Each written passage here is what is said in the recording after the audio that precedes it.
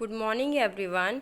Today in chapter number 12, that is light, shadow and reflection, we will talk about the topic solar and lunar eclipse, and for this you have to open page number 143 of your science book. So this is the topic eclipse, solar eclipse and lunar eclipse we will talk about today. So look here, these are the definitions and then I will explain you things. What is an eclipse? So the eclipse means when a celestial object like moon move directly into the shadow of another celestial object. So whenever any celestial object comes under the into the shadow of another celestial object, then that phenomena or process is known as eclipse. Now you should know what are celestial object. So the objects that are found in the universe, so objects which are found in the universe, they are known as celestial objects like planets, satellites, meteors and meteorite. Now coming to the topic solar eclipse. So in solar eclipse you should know that how they form.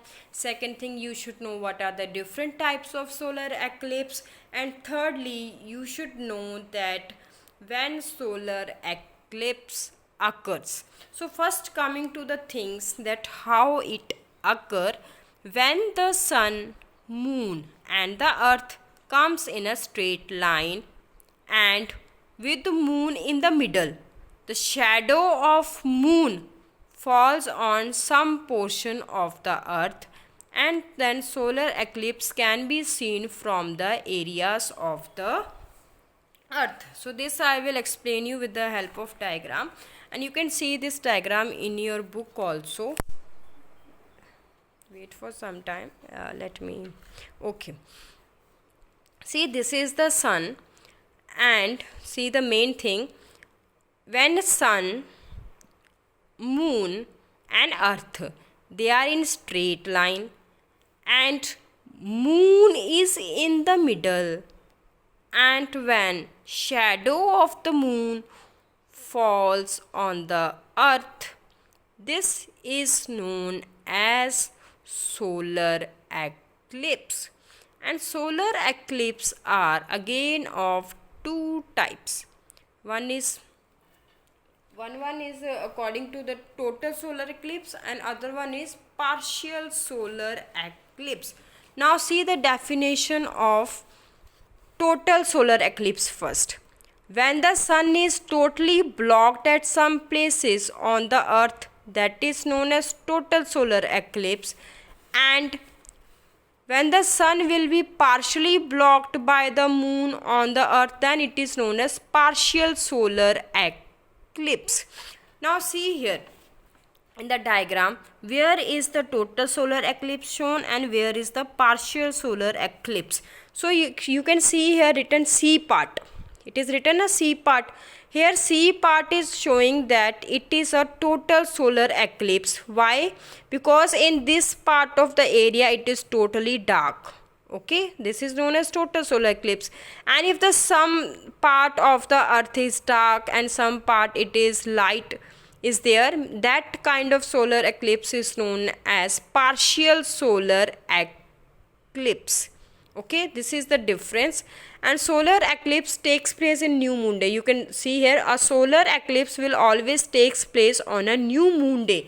New moon day, when the new moon is forming, that is the new moon day, or you can say when the moon is totally black, you can't see the lightning moon, that is known as new moon day.